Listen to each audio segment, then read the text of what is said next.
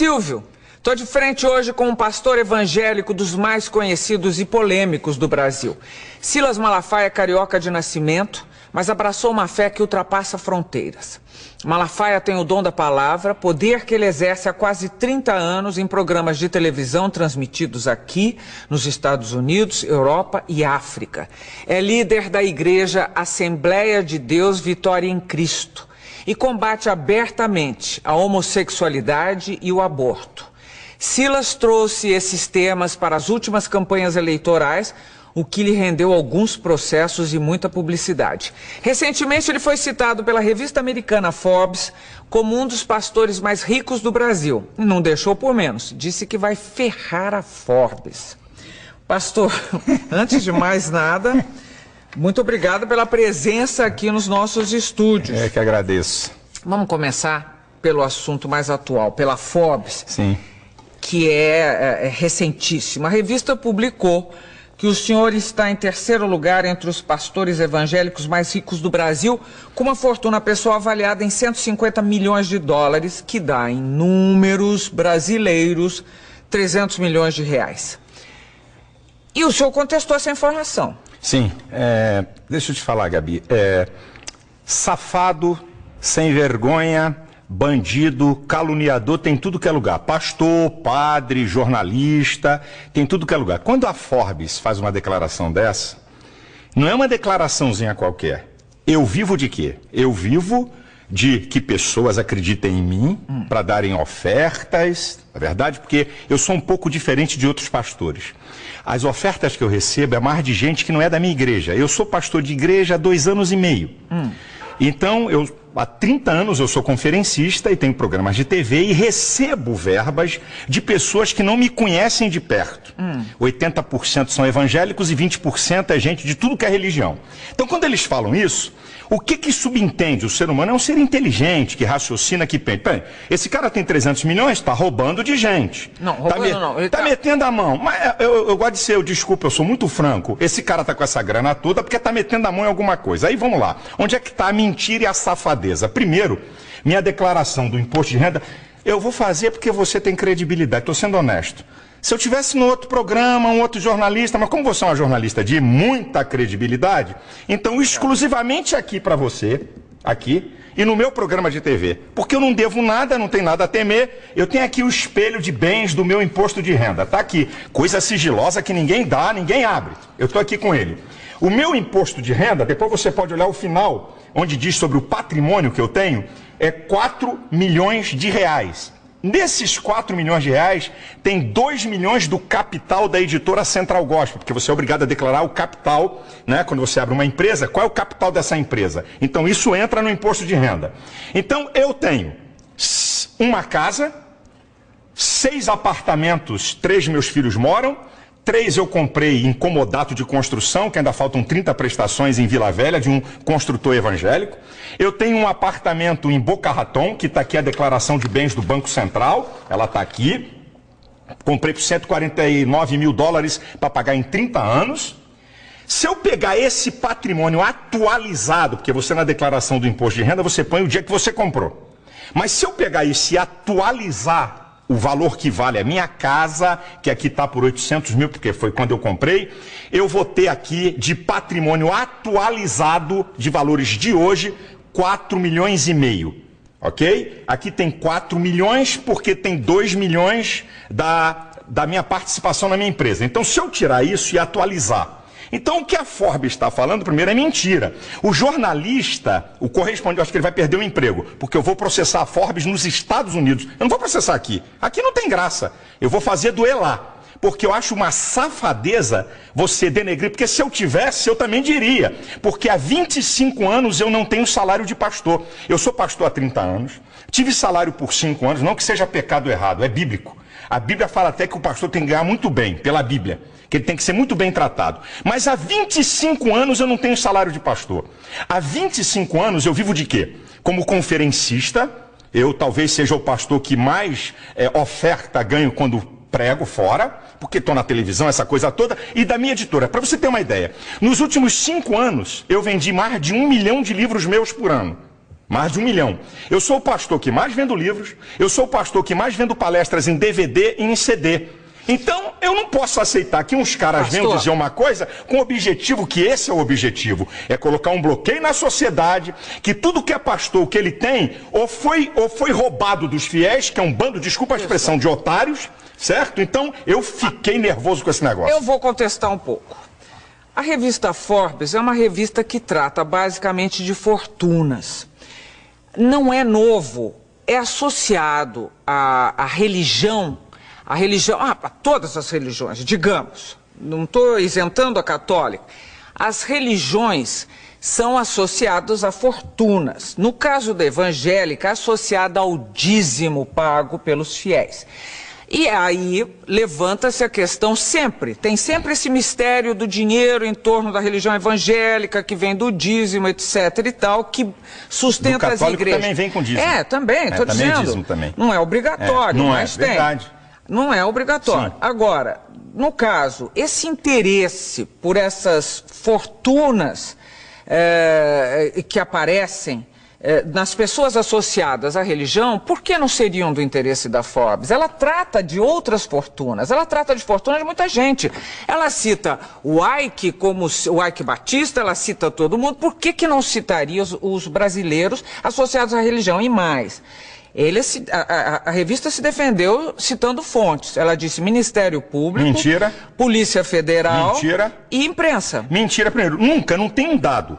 Na imprensa, seja jornais ou revistas, não tem um dado para ele declarar que eu tenho 300 milhões. 2, a Polícia Federal e o Ministério Público Federal, que são instituições de muita credibilidade, legalmente, eles não têm autoridade de falar nada de ninguém. Só tem um órgão, Receita Federal. E que para falar do que eu tenho, um juiz tem que autorizar. Porque sigilo fiscal, sigilo de patrimônios, sigilos bancários, só um juiz pode quebrar. Então eu disse para você, a Forbes pode falar da fortuna de qualquer um, mas fale dos que tem. Quando ele diz que eu tenho 300 milhões de reais, o que a pessoa vai associar? É o ser humano, o cérebro humano, o ser humano, ele é um ser que diferencia dos animais, porque ele tem inteligência e percepção, ele faz associações. Então diz assim, pô, esse malandro aí, esse vagabundo aí, tem 300 milhões porque roubou os fiéis. Então essa é a ideia. E eu não vou receber fama daquilo que eu não tenho, porque para o milionário, Gabi, para o empresário sair, olha, eu estou entre os 100 mais ricos do mundo. Isso dá até crédito para o cara. Os bancos, pô, esse cara aqui está entre os milionários. Para mim é o contrário, o efeito é negativo. Mas, o pastor, você não devia estar fazendo esse tipo de não defesa da teologia da prosperidade. Não, diferente. Aí vem cá. Quem disse? Existe uma coisa, existe o besterol da teologia da prosperidade, existe a teologia da prosperidade da Bíblia. Então explica pra gente. Eu explico pra você qual é o besterol da teologia da prosperidade. Olha, vem para Deus que você vai ficar rico, vem para Deus que se você tem um emprego você vai ser patrão, venha para Deus que você vai ter um monte de casa. Então isso é o besterol da teologia da prosperidade. Agora a prosperidade está em toda a Bíblia. E o cerne da prosperidade diz assim, bem, pastor, me diga uma coisa que a Bíblia mostra que a pessoa pode ser próspera. Ou então, o que faz uma pessoa ser próspera à luz da Bíblia? A Bíblia diz que prosperidade é obedecer às leis de Deus. Tem um salmo, que é o Salmo 112, que diz assim, bem-aventurado o homem que teme ao Senhor e que obedece os seus mandamentos. A sua geração será poderosa. A sua descendência será grande na terra. Fazenda e riqueza haverá na sua casa. E a sua descendência permanece para sempre. O Salmo 1, que é um salmo muito lindo, que diz que aquele que medita dia e noite na lei do Senhor, olha o que diz o salmo, é muito interessante. É como árvore plantada junto a ribeiros, que dá o seu fruto na estação própria, cujas folhas não caem e tudo quanto fizer prosperará. Eu sou a favor da prosperidade. Eu prego prosperidade. Eu não prego besterol. Porque prosperidade não é só finanças. Prosperidade envolve bem-estar. Prosperidade, você viver bem. Tem um monte de coisa junto. Mas a minha pergunta é, os seus fiéis, os mais simples, porque eu sei, todo mundo, tem fiéis também que são poderosos. Todos os níveis sociais eu tenho. E que fazem doações poderosas e sabem o que estão fazendo e querem fazer isso e podem fazer isso. Agora, quando você fala Eu às vezes misturo você e senhor. Você, pelo amor de Jesus. Quando você fala quando você divaga em cima dessa teoria da prosperidade, você de alguma maneira não leva o povo, o fiel, a crer que dando o dízimo a vida dele vai melhorar? Bem, deixa eu te dizer, não sou eu que digo isso, é a Bíblia. Sim, mas... Eu não digo, existe uma coisa, a Bíblia, como qualquer coisa na vida, como qualquer ideologia ou religião, os comunistas, ou a ideologia ateísta, ele crê naquilo, ok? Quando você crê, existem um conjunto de crenças e valores que estão arraigados ali. Então, quando eu digo para o meu fiel que ele vai dar dízimo e oferta para ser rico, eu estou falando uma mentira. Agora, quando eu digo para o meu fiel que ele está dando oferta e dízimo porque Deus vai abençoá-lo, é uma verdade. Porque é isso que a Bíblia me aponta. Eu não posso declarar, e nunca declarei isso, que eu não sou tolo, eu tenho um certo conhecimento, eu tenho uma certa formação teológica, e venho de uma família muito tradicional de formação teológica, meus pais são pioneiros no ensino teológico, e também gente da área da educação. Você, além do mais, formado em psicologia. Sou psicólogo. Então, deixa eu te falar, se eu chegar para o meu filho e dizer, minha gente, dá aqui o seu dízimo e a sua oferta, você vai ficar rico. Isso é uma afronta. Agora, quando eu digo para ele, se você for fiel naquilo que a Bíblia diz, Deus vai te abençoar. Porque aí eu digo assim... E aí não está... Não está, eu te explico por quê. Não está passando uma ideia de que os seus desejos serão satisfeitos? Não. Escuta bem, a prosperidade, isso que eu digo, Gabi, se você falar que prosperidade, se um pastor falar que prosperidade é só dinheiro, ele está incorrendo num erro gravíssimo. Prosperidade, eu brinco, eu digo na igreja... Sabe o que é prosperidade? Vou dar um exemplo bem simples e em tese. Você está aqui e ganha R$1.000. O cara da direita ganha 5.000. O da esquerda ganha 4.000. E você vive melhor do que eles.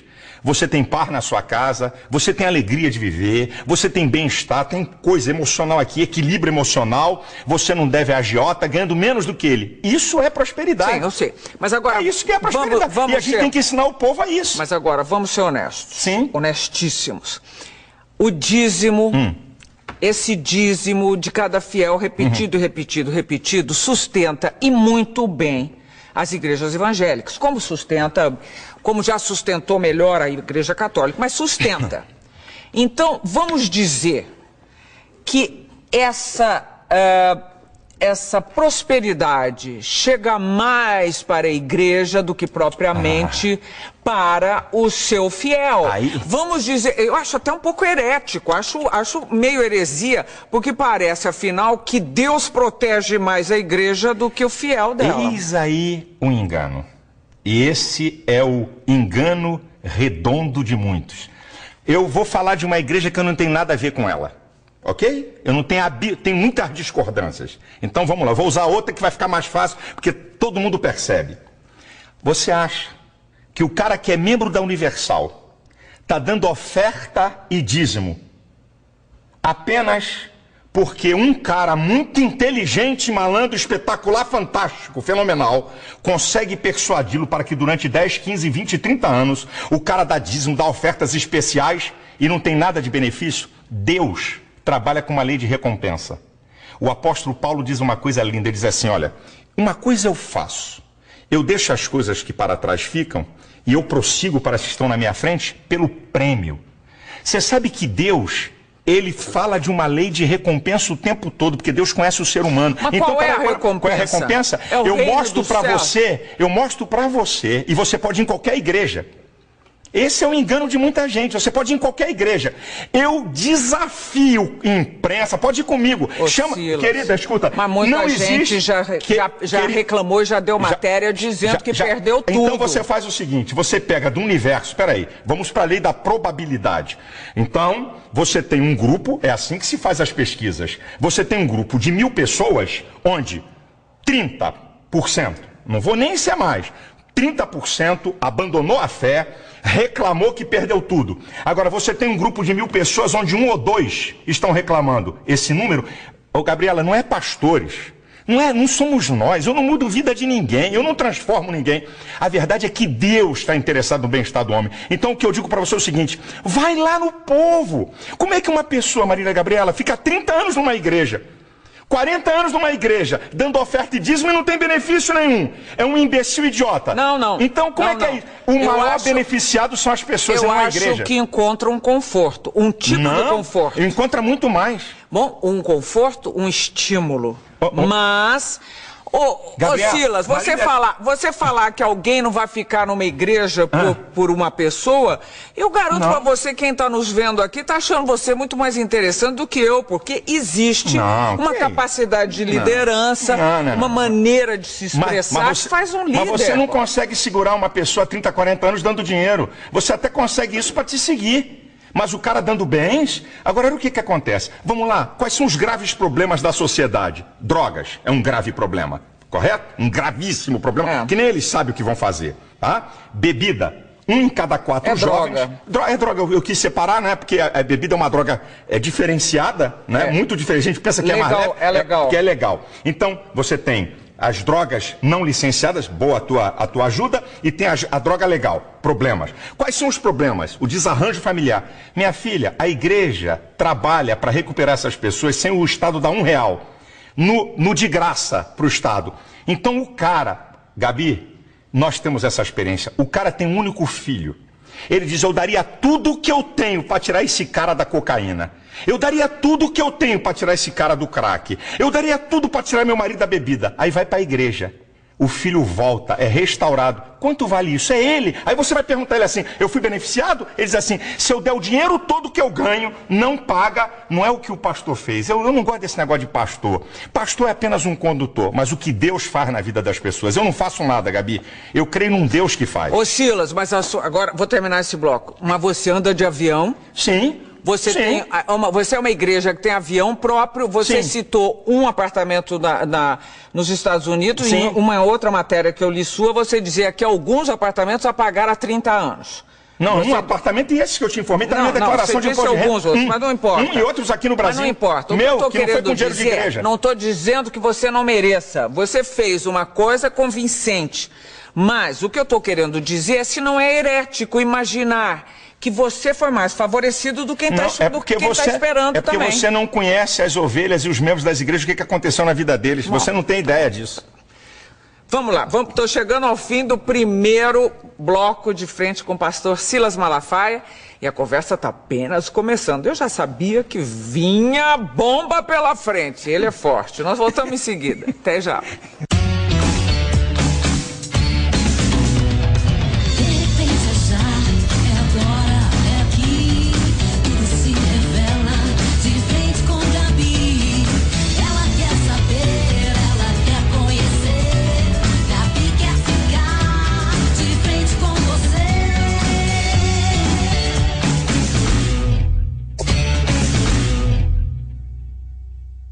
De volta e de frente com o pastor Silas Malafaia. Agora vem bomba.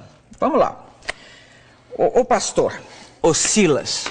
No discurso de posse para o segundo mandato, o presidente americano Barack Obama disse textualmente: nossa jornada não estará completa até que nossos irmãos e irmãs gays sejam tratados como qualquer pessoa. Na sua igreja ele não teria sido reeleito. Na minha igreja, não. Ele não teria sido reeleito. Deixa eu falar sobre essa questão de homossexualismo. Homossexualidade. Isso, obrigado. Deixa eu te falar uma coisa. Primeiro, ninguém nasce gay. Homossexualismo é um comportamento. Eu vou fazer uma definição. Tá, então vamos lá. É contestável. É contestável? Eu mando vir na genética. Quem é que pode dizer se alguém nasce gay ou não? Não é a psicologia, é a genética. A ciência que pode dizer, é igual ao aborto. Quem é que pode dizer onde começa a vida? A biologia. Então, quem é que na ciência? Então, eu vou primeiro para... Bom, você sabe que as últimas pesquisas andaram mapeando o cérebro de gente aí. Não deu nada, olha aqui. Deixa eu te falar. Deixa eu falar uma coisa aqui para você que é muito interessante. Ninguém nasce gay. Não existe ordem cromossômica homossexual. Não existe gene homossexual. Existe ordem cromossômica de macho e de fêmea.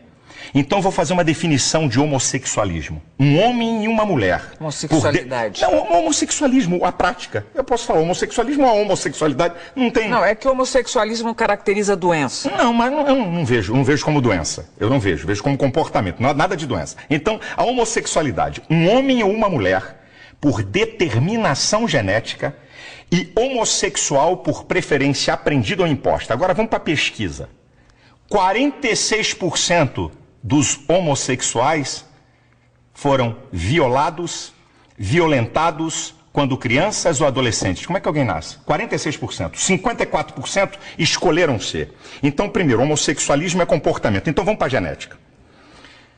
Gêmeos iguais, estou falando de genética. Gêmeos iguais, isso é o mesmo embrião que se divide, tá? É chamado geneticamente iguais, homozigóticos, são gêmeos iguais. Então o que tinha que acontecer? Se um gêmeo é hétero, o outro teria que ser hétero. Se um gêmeo é homossexual, o outro teria que ser. Então, vamos lá. 35% dos gêmeos que são homossexuais, o outro, 65% são héteros. Então, como é que são iguais? Como é que nasce? Peraí, eu estou falando de nascer homossexual. Eu estou falando de genética. Tá bom. Não tem uma fonte na genética, não tem uma fonte. Traços psíquicos, não sei o quê. Então, vamos lá. 46% passaram a ser homossexuais e eles não falam. O dia que eu falei isso, a partir do dia que foram violados e violentados... Então você já está dando outro dado. Eu estou dando um dado. No geral, violentados por quem? Não, por parentes, violentados por vizinhos. Não, por ser heterossexuais. Bom, então vamos lá. Então, nascer. Nascer é o seguinte, eu vim a esse mundo e tenho essa vontade. Por que animais, e nós somos mais um na natureza, por que animais praticam sexo homossexual? Praticam sexo com muitos animais, com animais do mesmo sexo e não são perturbados na outra sexualidade? E não é os animais não são considerados uma prática homossexual. Vem cá. Não há olha a pergunta que você me fez. Olha a pergunta. Nós estamos conversando e disse assim, eu disse aqui, ninguém nasce homossexual. Foi a minha resposta aqui para você. Eu já disse que é contestável. Você disse que é contestável, eu digo, o que tem é argumento. A ciência, o que é ciência? Tem que ter observação. Por que a evolução é teoria? Porque você não pode comprová-la na observação. Agora, então, escute. Eu vou passar... essa conversa não vai terminar nunca. E eu quero saber de você. Você quer saber? Eu tenho que te responder. Eu quero saber qual é a tua questão com a homossexualidade. Eu vou te dizer qual é a questão. A minha questão aqui no Brasil, é os direitos que eles querem em detrimento da coletividade. Quais são os direitos? Os direitos? Então eu vou dizer para você. Serem respeitados, não serem mortos e agredidos. Não, nada disso. Vamos lá, você está falando de mortos. Quando eles falam de números, que eu acho que ninguém deve morrer. Eu não quero que ninguém morra de nada. Mas quando eles utilizam números, é contra eles totalmente. Eu vou nessa do número já. Mas vamos aqui. O que eles querem na PLC 122? Número 1. Lá no artigo 20, parágrafo 5º, está dizendo o seguinte, que se um homossexual sofrer constrangimento vexatório de ordem ética, moral, filosófica, tá lá. Então, ok? 3 a 5 anos de cadeia. Então vamos para a Constituição. Artigo 5º, inciso 8. Ninguém será privado por convicções filosóficas, religiosas e políticas. Então quer dizer, o que é... No caso deles, que eles estão querendo ser tratados como os outros. O que é constrangimento filosófico? Quem é que define isso? Significa o quê? Se olhar para a cara de um homossexual mal, olha, você está me constrangendo filosoficamente. O que é isso? Que papo é esse? Outra, peraí um instantinho, outra. O artigo 8 ali, exagerando, é o que está lá. Artigo 20, parágrafo 5º. Não, você está... Aqui, ó, eu tô com ela. Não, aqui, você quer que eu leia? Mas a interpretação que você está dando... a interpretação é o que tá aqui. O meu medo é que o que você fala com toda a propriedade e convicção possa...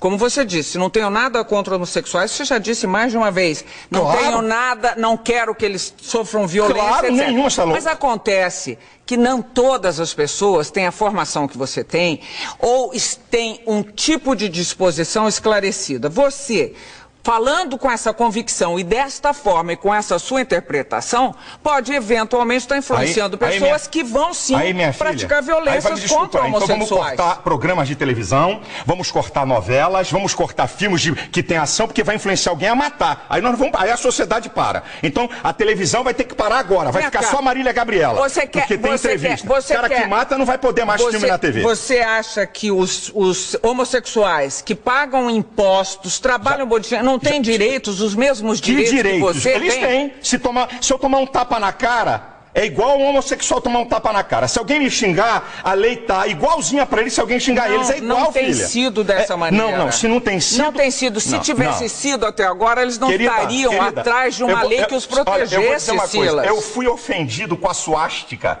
na reunião da comissão de cidadania. Botaram o meu nome com a suástica, que é crime no Brasil. Eles querem uma lei para atacar, xingar, atingir quem eles querem, estarem protegidos acima de todos. Uma vírgula para eles. Então, eles não estão atrás apenas... Você quer ver uma outra? A linha B do artigo 8 da PLC 122. Ninguém pode impedir a afetividade de um homossexual, transgênicos, bissexuais. Este direito será dado aos demais cidadãos. Quer dizer, a preferência passou a ser deles. Então agora eu vou para o campo da realidade. O lugar do culto é protegido pela Constituição. Tá certo? Lugar do culto, lá dentro do culto. Ninguém entra, ninguém faz bagunça que vai dançar. O pátio da igreja não. Então o que significa que essa lei estiver aprovada? Se no pátio da minha igreja tiver um casal de homossexual se beijando e eu botar para fora, 3 a 5 anos de cadeia. O que eu vou dar esse mole para eles aonde? Nunca. Vem cá. Os seus fiéis, imagino, entre eles deve haver homossexuais. Que foram ou que estão buscando sair. Mas existem. Que estão buscando sair. Entre os pastores também. Se houver... Pela lei da probabilidade. Olha, se tiver pastor homossexual, Deus fala na Bíblia, adultério, homossexualismo, prostituição, o cara é passível de ser excluído daquela congregação. Então, se um pastor tiver um caso com uma mulher, ele perde o cargo de pastor.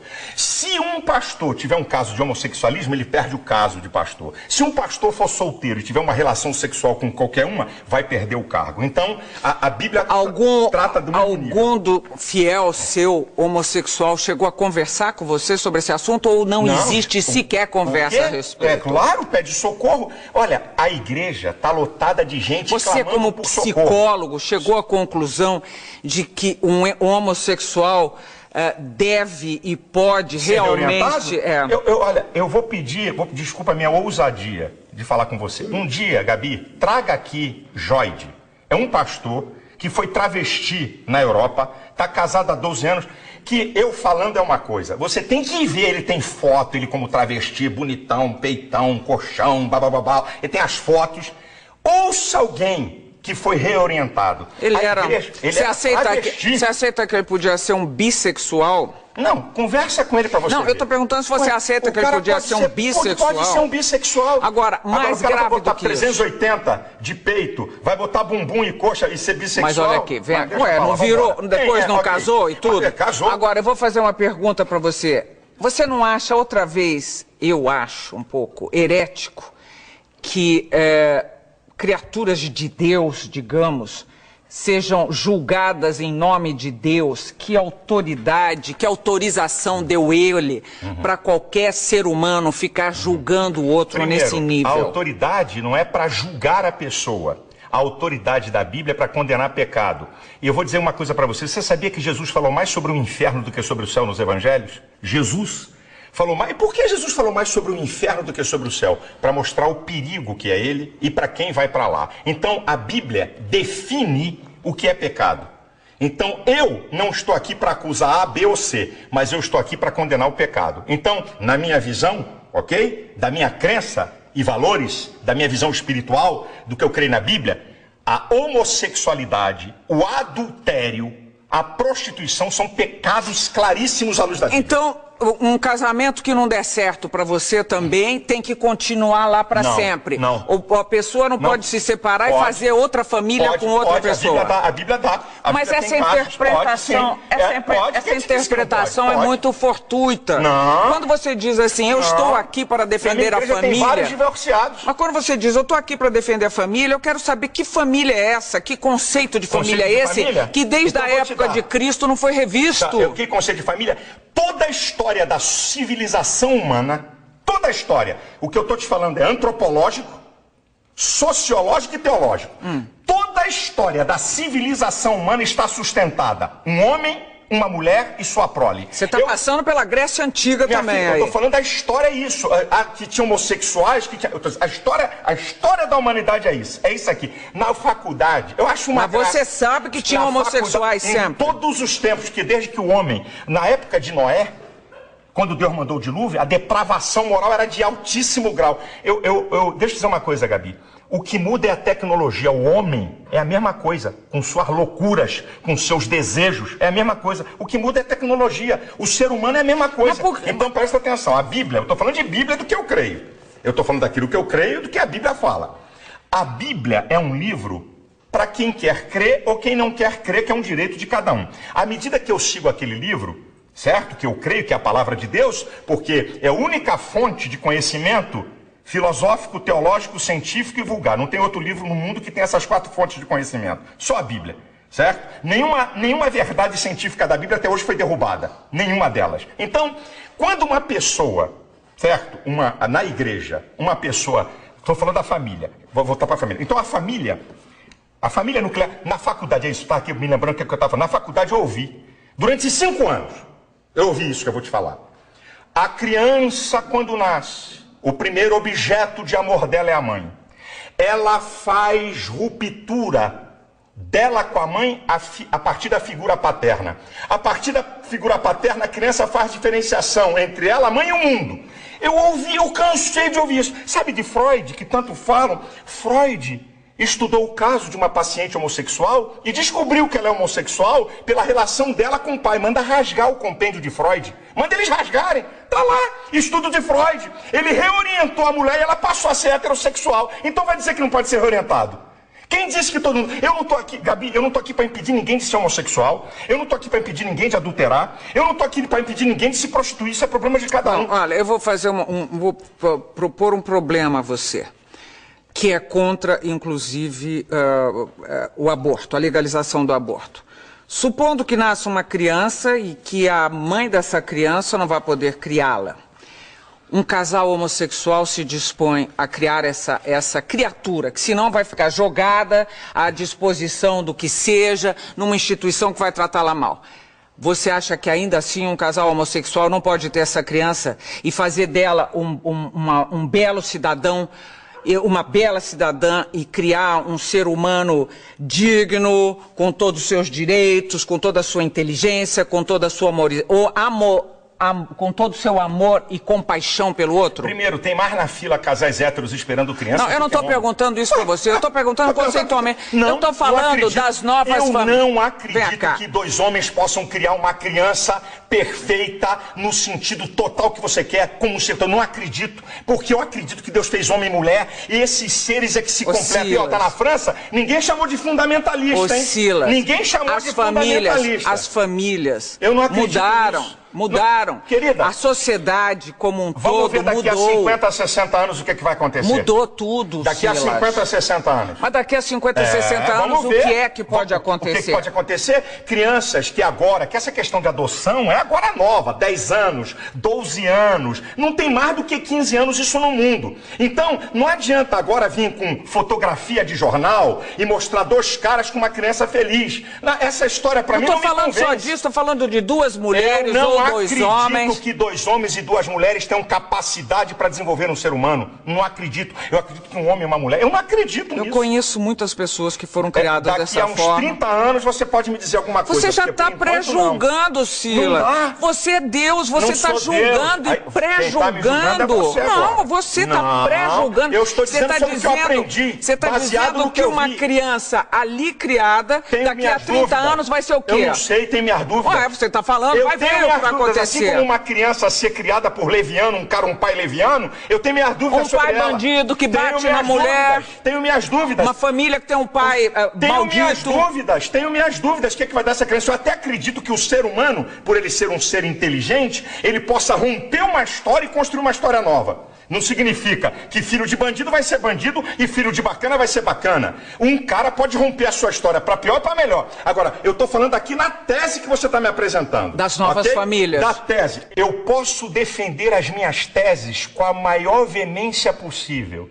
E não significa que eu odeio as pessoas. Eu sou muito veemente para defender meus princípios. Isso é meu jeito. Você mesmo já falou, eu sou polêmico, meu jeito. Eu defendo com muita vontade. Agora, eu amo profundamente. Uma vez um repórter perguntou assim para mim, pastor, vamos lá, se seu filho fosse homossexual, como é que o senhor agiria? Eu disse para ele, eu amaria 100% e discordaria dele 100%. Quem disse que amar é dizer amém? Você ia fazer um inferno da vida do seu filho. Não ia não. Nessa... Eu ia mostrar a ele, eu ia tentar ajudá-lo com o meu amor. Sabe por quê, Gabi? O ser humano pensa que amar é falar que o outro quer ouvir. Supondo que ele não conseguisse... Vai continuar o caminho dele. E você ia continuar enlouquecendo seu filho. Não, isso aí você me julga. Agora você falou isso. Eu disse você que falou, eu vou discordar 100%. Vou discordar mesmo? Olha, o filho de a mãe de um bandido vai na cadeia e eu tenho trabalhos em penitenciária. O filho é assassino, fascina. Ela o ama profundamente. Agora pergunta se ela concorda 1 milímetro com aquilo. Concordar com uma prática é uma coisa, amar a pessoa é outra. Eu amo os homossexuais, mas discordo 100% de suas práticas. Então repita isso, por favor. Eu amo isso, eles sabem. Não, diga de boca cheia. Não, eles sabem, eles não são bobinhos, não. Eles sabem. Então diga. Eu amo os homossexuais, como amo os bandidos, amo assassinos, vambora, eu aumento o leque, porque eu amo, porque o ser humano, Gabi, o ser humano é a coisa mais importante. Você está colocando o homossexual lá de bandido, assassino, todas as pessoas, não, mas para dizer, eu não gosto de uma prática, então estou dizendo para você. Peraí, vamos lá, vamos parar aqui, porque nós temos mais um bloco pela frente. E eu juro que não vou bater nele. E ele não vou deixar que bata em mim, não. Estamos terminando mais um bloco de frente com o pastor Silas Malafaia. Nós voltamos já já. De frente com Gabi. Com Gabi. De volta de frente com o pastor Silas Malafaia. Silas, nós temos 3 minutos, porque estouramos todo o nosso tempo anteriormente. Eu queria falar sobre, primeiro, política e religião. Caminham bem juntas? Você acha... nós temos um Estado laico. Sim. Agora, os evangélicos é laico, têm... mas não é laicista. O vai Estado daí é laico, que... mas não é laicista. Vai daí que... Vai daí que, assim como um ateísta pode, com as suas convicções, trafegar na política, eu também com as minhas convicções religiosas posso. O que eu não posso é querer fazer com que a minha religião seja dominante, entre pela goela das pessoas. Agora, eu como cidadão, porque o que você é e eu sou? Mas você não quer ser político, por exemplo? De jeito nenhum, nunca serei. Mas quer influenciar na política? Com toda certeza, não só na política, na sociedade. Olha, Silas, vamos falar agora, eu li uma matéria recentemente sobre a formação de novos pastores. O catolicismo investe muito na orientação de padres, que leva, em média, 5 anos para se formar, né, um padre.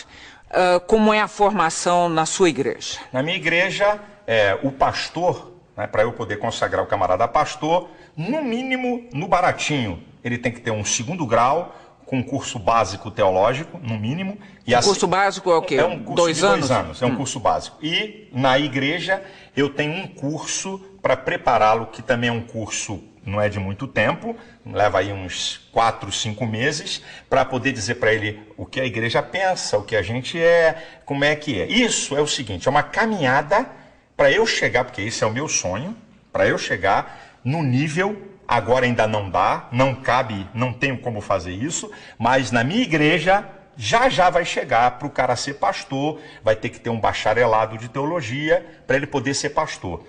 Biblicamente falando, o pastor ele tem que ser um vocacionado por Deus e ele tem que buscar se preparar para o exercício daquela vocação que ele deu. A minha igreja é uma igreja muito fincada na palavra, isso é. Lá não tem blá blá blá de conversinha fiada. O cara tem que abrir a Bíblia e ensinar a Bíblia. Então requer nele preparo e conhecimento e pesquisa. Agora, Silas, eu quero eu juro, nenhuma capciosidade na pergunta. Quero que você me responda honestamente.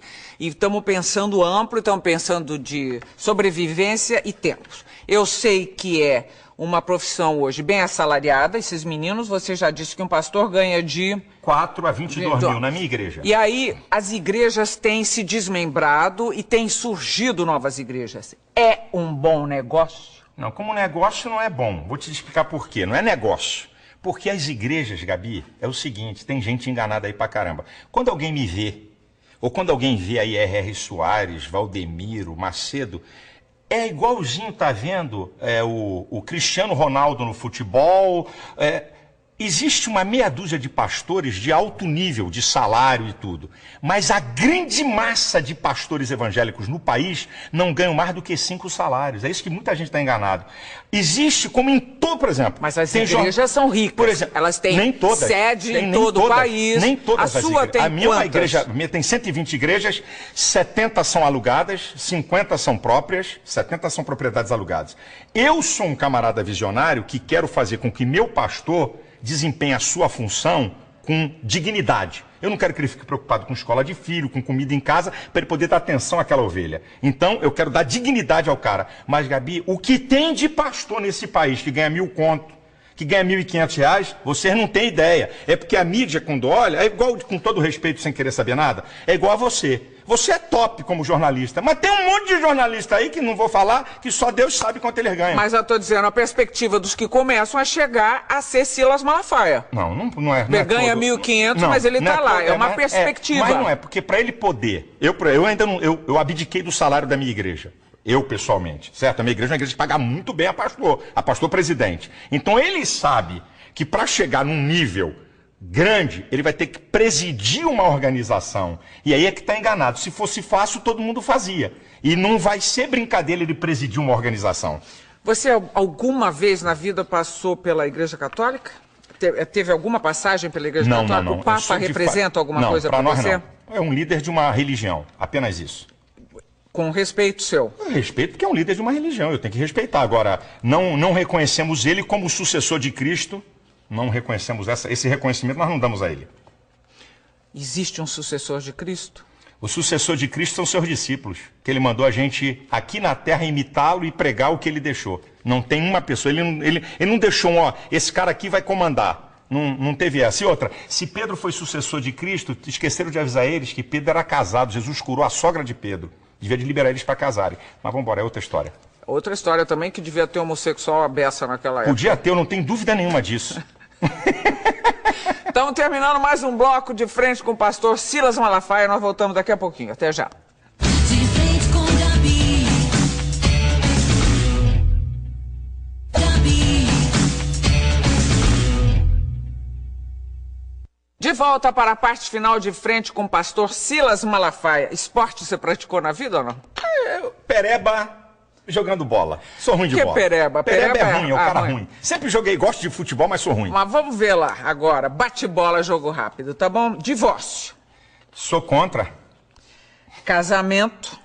Sou a favor. E morar junto. Sou contra. Por quê? A não ser que seja casado, sou contra. Tudo que sai fora da legalidade do casamento, sou contra. Mas... Você está me perguntando, eu estou respondendo, sou contra. Judaísmo. É o antecessor do cristianismo. O judaísmo foi fundamental para chegar até o cristianismo. Por isso que nós ainda temos o Antigo Testamento na Bíblia. Islamismo. Eu acredito de um radicalismo muito horroroso para o que a gente chama de religião. Não tô falando de radicalismo não, né? Não, tô na falando minha frente agora. Vou deixar radicalismo, que manda matar, que não aceita os outros. É isso que eu estou falando, para matar. Não aceitar. Quem disse que a sociedade a gente aceita todo mundo? Ué, Okay. quer dizer que ser bacana é aceitar todo mundo? É isso que é o bacana? É ter um olhar condescendente. Não, é aceitar todo mundo. É entender. Você que é psicólogo devia entender isso. Não vamos começar a brigar de novo. Não, né? A vida não é assim, não. Parada gay, então. Diga pra mim. Parada gay é uma publicidade acerca de algo que eles estão mentindo o tempo todo e que a Folha de São Paulo fez a casa cair sobre o número. Silas Malafaia por Silas Malafaia. Eu sou o seguinte, eu acho que de vez em quando eu sou chato, de vez em quando eu sou muito duro para questionar as coisas, assim, num embate eu podia muitas vezes... Não é aqui com você, muitas vezes eu falo alto demais, quando eu estou num embate eu podia falar mais baixo. Minha esposa diz, Silas, diminui um pouco o volume, minha esposa diz assim.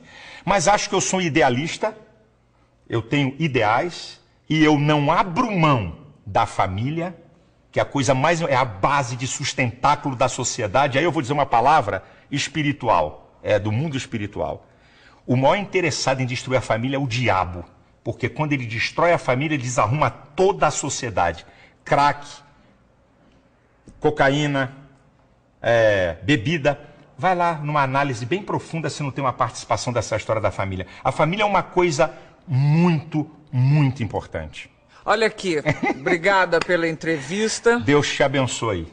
viu? Meu desejo é que esse Deus que eu creio se revele cada vez mais a você e que as pessoas que estão nos assistindo, eu não conheço as pessoas, não sei o que está acontecendo com elas, mas eu, se você me permitir, eu quero liberar uma palavra.